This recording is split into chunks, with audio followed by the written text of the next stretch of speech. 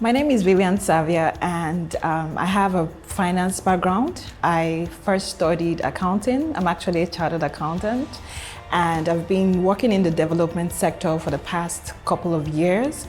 And so by day, I'm a finance professional.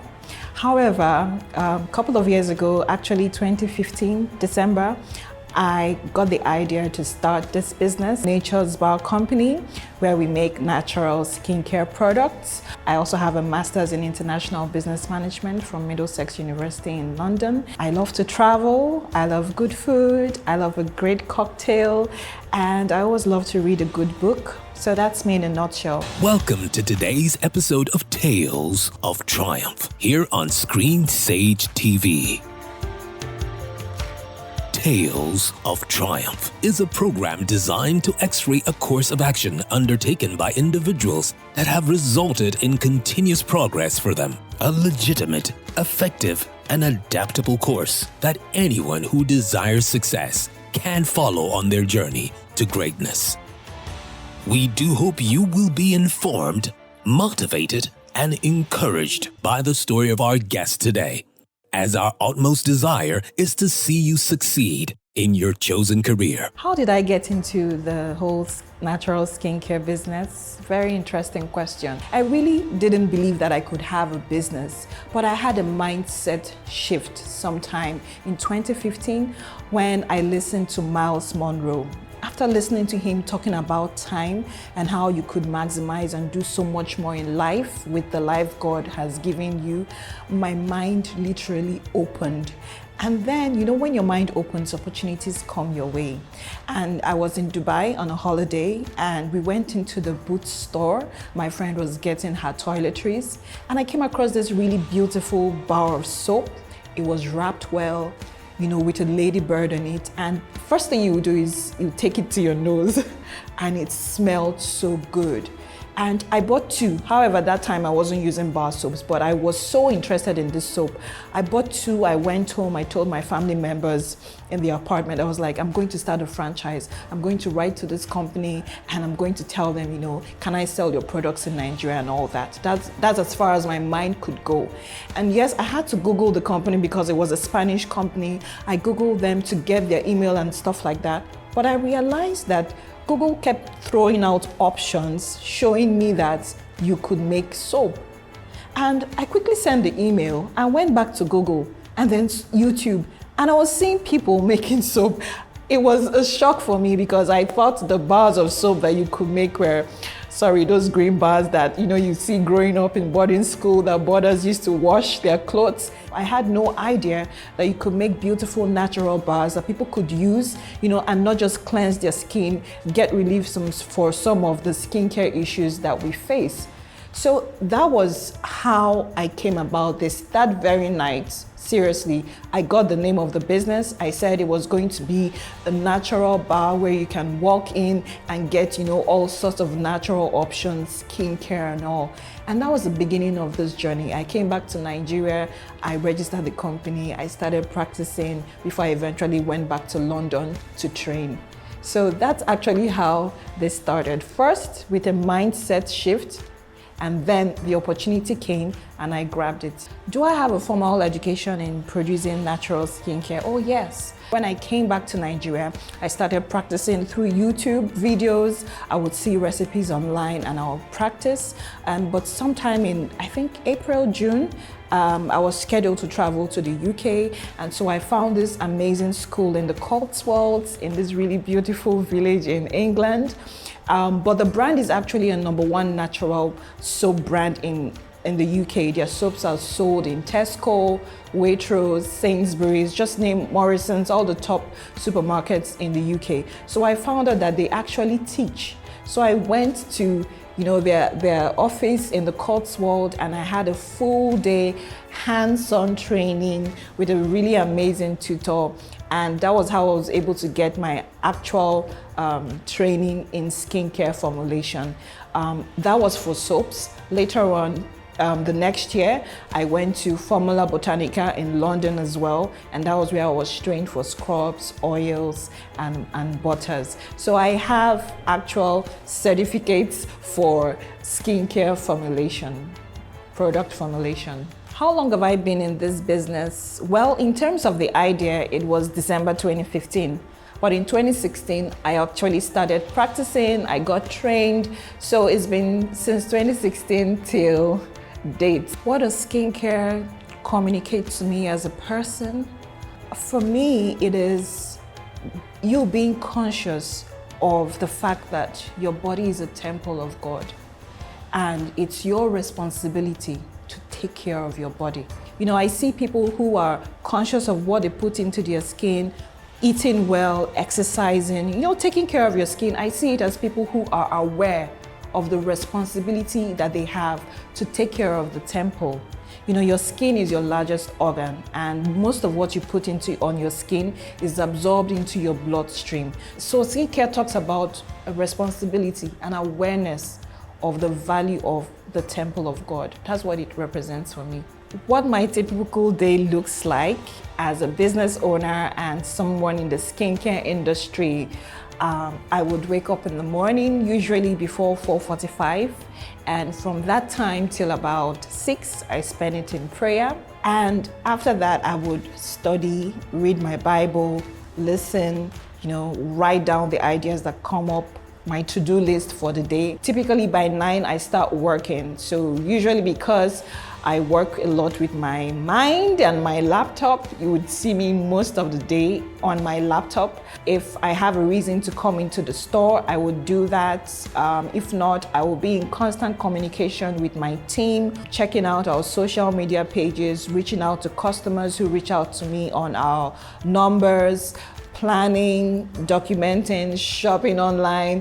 A lot of times the raw materials we need are sourced abroad, and so I'm always keeping tabs to make sure what we need is now available or the funds for them are now available, you know, just generally managing the business and operations where I am. And then by 5, my day will typically be over. So it depends on what I have scheduled for the evening. I would either be in church, or I would either be with friends, or I would either be having a really nice meal and a cocktail somewhere, or I don't mind staying at home and reading a good book or just catching up with my family. The experience for me as a business owner in Nigeria, it's one ride of a lifetime. But I believe that it has actually helped me to toughen up and sit up. I mean, you can't really run a business in Nigeria without being able to either not be reactive, but to be able to preempt what's coming up. You know, you're noticing the rise in prices, the inflation, and you have to be able to preempt that and take decisions that will still make sure that your business is still profitable and still viable, and people are still wanting your product no matter the turn that the economy takes. So it could be very challenging, but like we all know, challenges actually are like stepping stones that when you solve the problem, you either get rewarded and get better. So running a business in Nigeria is challenging. You know, there is the lights, there is the issue of the road network, our logistics, our delivery. There's the issue of the rise in the cost of the USD, you know, that makes your Naira, you know, sort of lose its power, you know, and you're struggling between, do you reduce your prices or do you increase them? But you're considering the fact that your customers are also in the same economy. I mean, salaries are not increasing. And then if products are increasing, what is the average man going to do? So we are faced with those, I am faced with those challenges as a Nigerian business owner. But what I've learned to do is to, you know, study, equip myself with as much information as I can to make sure that I'm not losing out because of the different challenges in the economy. So for me, it actually makes me better. How do I balance my career and business? Honestly, that has been the most challenging aspect of starting a business. And I know that must have been a reason why initially I was, you know, not too open to owning a business, because I've always been a working lady. But I remember one advice my sister gave me, you know, when I was wondering, should I stop one, should I continue the other? And she told me, Abraham and Isaac, they dug up all the wells. So you can actually dig up all the wells. And so the way to do that was to find a way to put in systems, structures, processes in such a way that even though you're not physically always there in the business, it's still running. I actually was reading a book and I realized that your business cannot grow until you sort of get out of the way. If not, it's just tied around you and you're limited. You can only be in one place at a time. And if you want to have several branches, how are you going to do that if you need to be there physically? So what do is we maximize technology. So we do a lot of communication, we plan as a team, I do the creativity, I come up with the ideas, and then we have a team that is capable of, running with the ball and implementing and making sure everything is okay. Have I had low moments in the business? Oh yes. Sometimes you could have them almost every month. But I remember it was really a lot when I started. When we started and in a month, you have only 3 customers, you would ask yourself, why am I doing this? And, but through the curve, you keep going on and on. But because of situations in the economy, there could be times when there will be a dip. And of course, we're human beings. At those periods, you're asking yourself, why? I've put in so much. I put in a lot to start this. And if you're not getting it out, you ask yourself, why am I doing what I'm doing? But one way I've been able to, counter that when those questions come, or, discouragement, or things don't just go as they are, or prices skyrocket, the prices of your raw materials, your containers, logistics, all your partners, everybody is increasing their prices. At that point, I always remember why I started. I always remember that this was not my vision. This vision was given to me as a gift. So, because skincare was never something I had planned to do, I was actually thinking about fashion. So whenever I remember that this is a gift, I remember the parable of the talent. And I remember God gave you this because He's expecting you to put in the work and get the results. There are people you should employ, there are people you should put food on their table, there are people that need your skincare to help their skin, there are people that just being in the ecosystem, you're being a blessing to them, So when I remember why I started, that's how I'm able to make it through those discouraging moments. But yes, we have them every day. So that's it. What else is keeping me in the business apart from passion and the need to do something for myself? I think right now it will be the desire to create something that will last for generations. I look around and growing up, I wasn't surrounded with, generational examples of, wealth creation, businesses. What is somebody starts a business and they're ill or they pass away, and that's the end of the business. That's what we see a lot of times in Nigeria, especially for small businesses, unlike the big banks that are, of course, going on for hundreds of years. So that is one thing that, apart from passion and the need, to really run the business, that is one thing that I'm big on now. And that is what helps me as I'm dreaming and planning on how to structure the business. I'm thinking generational. I'm thinking something that can be handed over to my son, my daughter, and their children. I'm also thinking something that can go on the Nigerian Stock Exchange. I'm thinking something that the big boys, the Unilever, the Pfizers and all, can be willing to come and get a stake in, because they can see the vision is something that is going to last beyond me, Vivian Savia. So that is what drives me. Even when things don't seem too rosy, I remember that I'm not building for now, I'm building for the future. I'm building a generational business that will be a household name in Nigeria and the rest of the world. So that's what drives me beyond passion. So if I'm being asked to mentor somebody that is presently struggling with business, my advice would be read all the books that you can.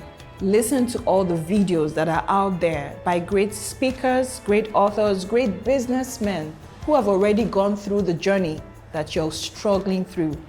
That was one of the things that I learned from Miles Monroe and Jim Rohn that really changed my life. The Bible says there's nothing new under the sun. And that struggle you have in your business right now, somebody else has gone through that and is on another level. So the wisest thing to do is to learn from their mistakes so that you don't have to make it. So for me, I did not have the opportunity to have a physical mentor that mentored me in business.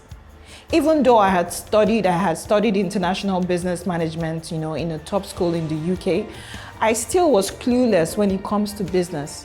But when I listened to Miles Monroe and he recommended one book which I always tell everybody of, The Richest Man in Babylon, after reading that book, my mind changed and I realized that there was so much I needed to learn. I had to go back to studying, buying books. I buy books about business, books about leadership, books about operations, books about marketing. For every area of your business, there is a book out there.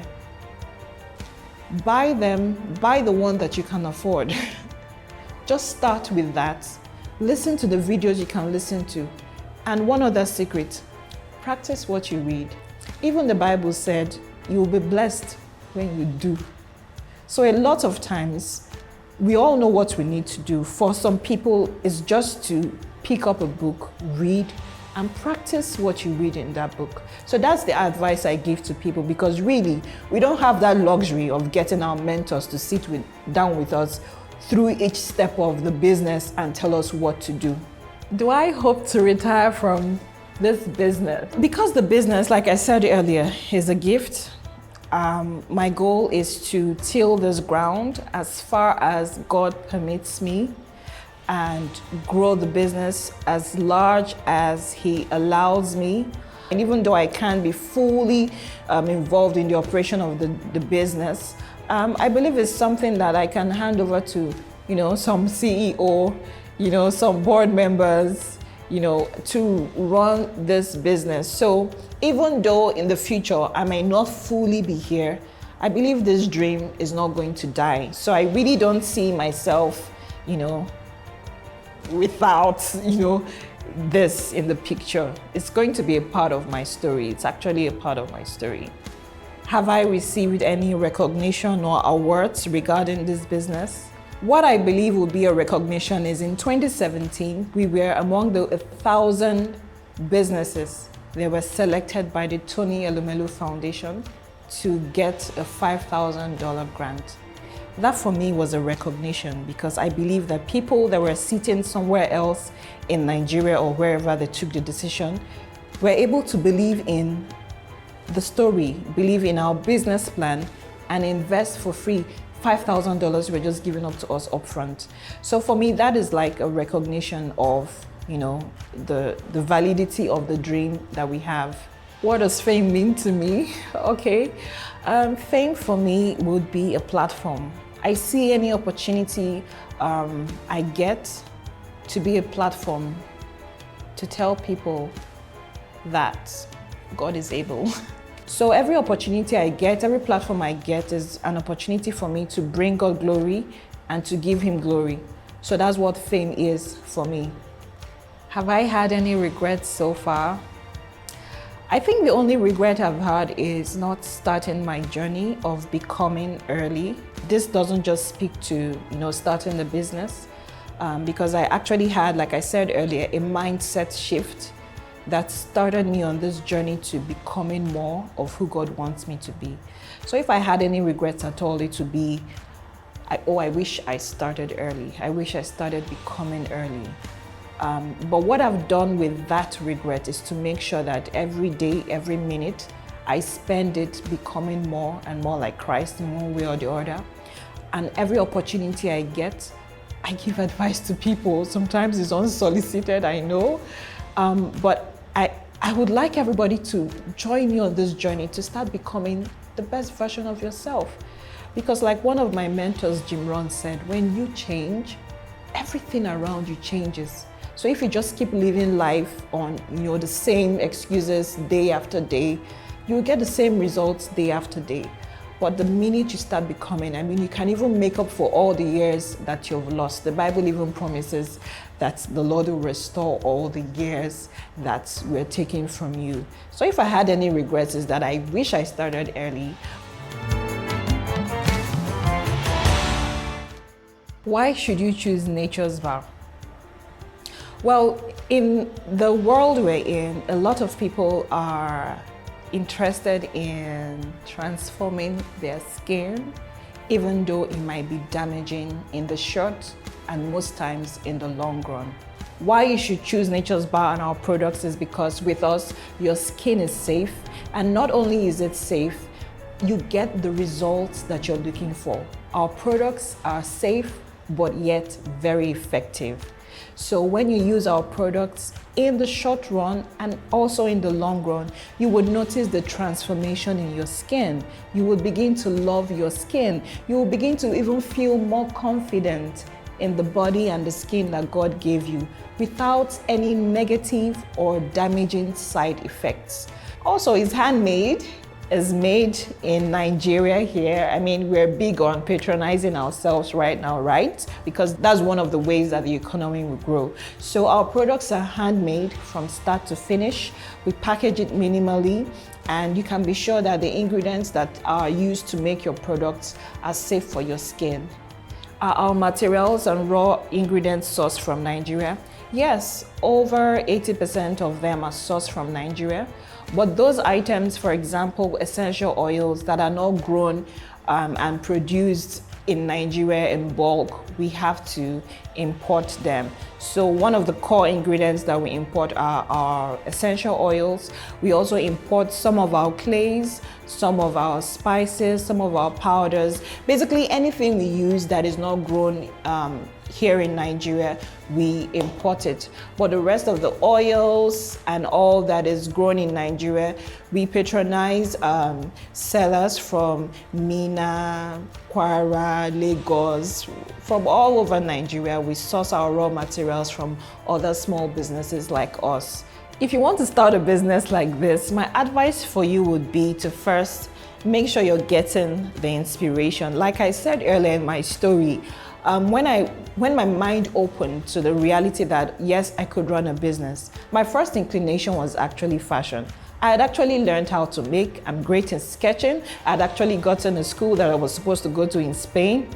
But that was me following my natural inclination. But when I got the idea for this business in that apartment in Dubai, I just knew it was it. There was something driving me about this. This is like a gift from God. And I stopped everything fashion and I ran with this without looking back. So a lot of times people start something because their neighbor started it.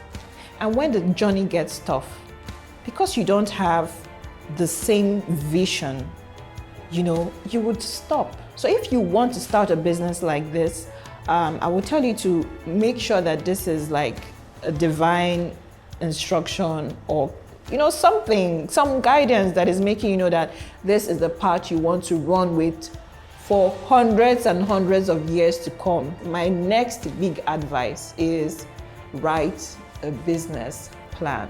But the Bible says, write the vision in Habakkuk. Write the vision, make it plain that those who see it might run with it. In a nutshell, a business plan tells us your vision.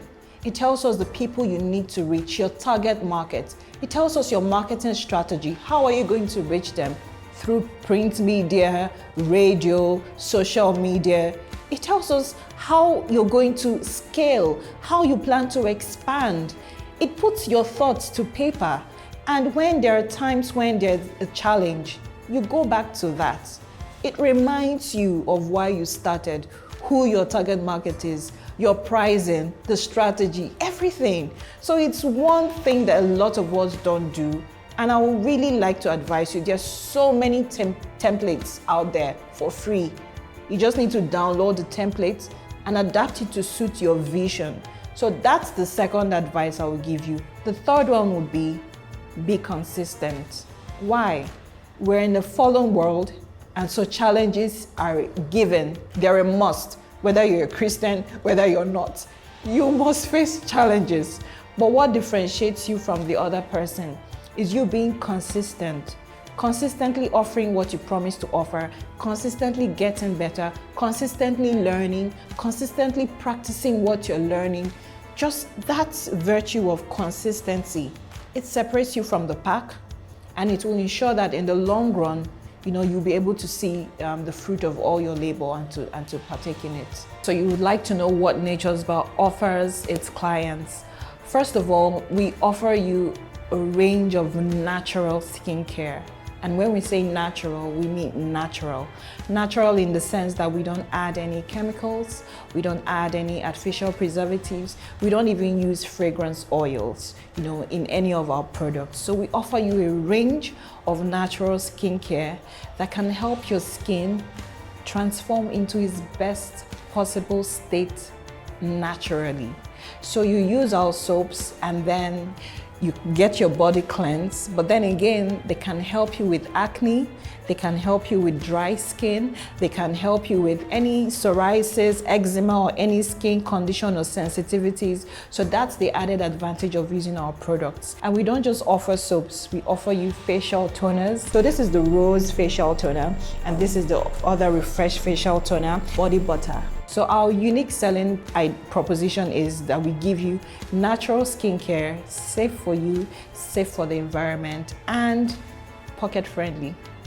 We are sure you can juxtapose the story of our guest today with other stories of successful people who you must have heard. They are usually driven by curiosity, which gives birth to vision in them, and by sheer passion and consistency. Even in the face of opposition, they succeed against all odds. Until we come your way again with another interesting episode of Tales of Triumph, we urge you to please subscribe to our channel and turn on the notification button so you don't miss any of our interesting episodes. From us all at Screen Sage TV, we say bye for now.